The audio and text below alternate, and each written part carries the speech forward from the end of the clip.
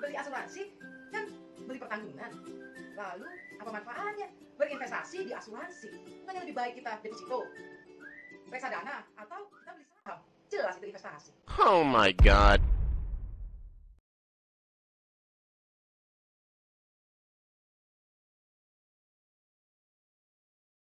Well, hello, kembali bersama saya di channel Mengatur Uang. Oke, di video kali ini saya akan membahas manfaat berinvestasi di asuransi. Emang ada manfaatnya?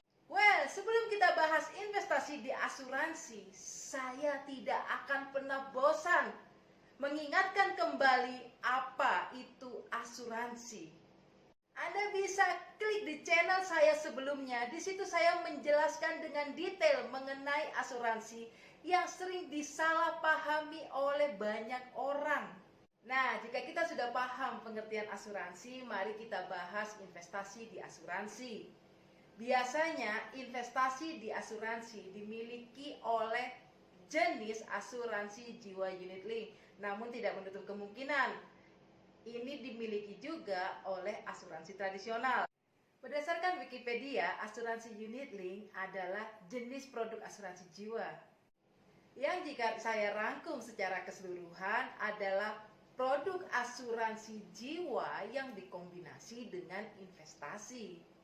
Artinya premi yang dibayarkan, ingat, dipotong dulu dengan biaya-biaya di asuransi unit link. Setelah itu sisanya baru dimasukkan ke wadah investasi, yang mana dananya akan dibelikan unit-unit atau saham-saham yang serupa dengan reksadana. Nah, sama dengan reksadana, dana ini nanti dikelola oleh manajer investasi.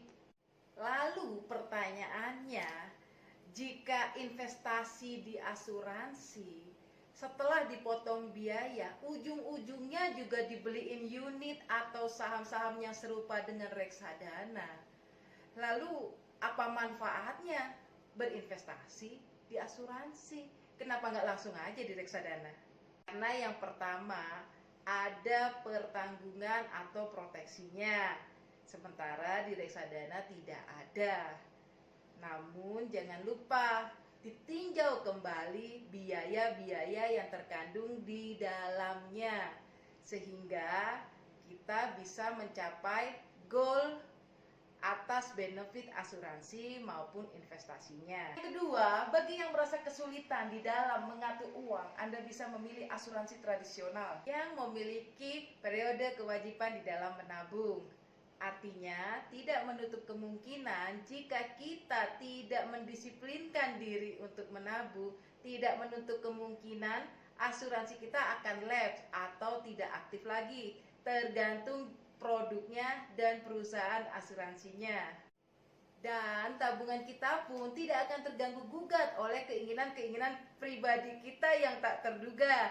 Bahkan pencairan dananya pun terjadwal. Di luar masa pencairan dana kita tidak bisa ngambil uangnya. Biasanya produk-produk seperti ini terdapat di dalam produk asuransi seperti asuransi pendidikan, asuransi dana pensiun, asuransi dana warisan secara bertahap. Kenapa secara bertahap? Seiring perkembangan zaman, kebutuhan orang itu semakin banyak, sehingga dikhawatirkan jika dana warisan langsung diberikan sekaligus di muka, takutnya belum 5 tahun atau belum setahun sudah habis. That's why orang tua sangat memikirkan sekali bagaimana kelangsungan hidup ahli waris yang ditinggalkan. Maka mereka mempersiapkan dana warisan secara bertahap atau berkala. Lalu yang keempat itu adalah dana yang bisa sewaktu-waktu dipakai bila terjadi pailit di dalam usaha. Ini juga sudah dipersiapkan oleh beberapa pengusaha yang pernah membeli asuransi semacam seperti ini. Intinya, semua asuransi ini berjenis asuransi yang mengeluarkan dana pasti yang dijamin. Bukan pengembangan dana ya, tetapi dana pasti yang sudah dijamin. Jadi manfaat berinvestasi di asuransi, lagi-lagi mereka biasanya melihat ada pertanggungan apa atau ada proteksi apa. Lalu yang kedua, mereka mencari sesuatu yang diwajibkan untuk menabung sehingga mereka terus berdisiplin diri untuk menyisihkan dananya. Begitupun juga pada saat pencairan dananya mereka cari yang sudah terjadwal sehingga tabungan mereka tidak terganggu gugat oleh keinginan-keinginan lain.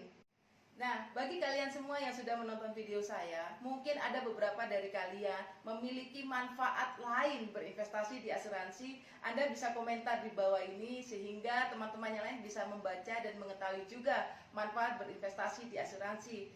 Namun bagi yang mungkin merasakan kepahitan berinvestasi di asuransi, mungkin dengan melihat video saya di konten sebelumnya bisa sedikit ada gambaran kenapa Anda kecewa.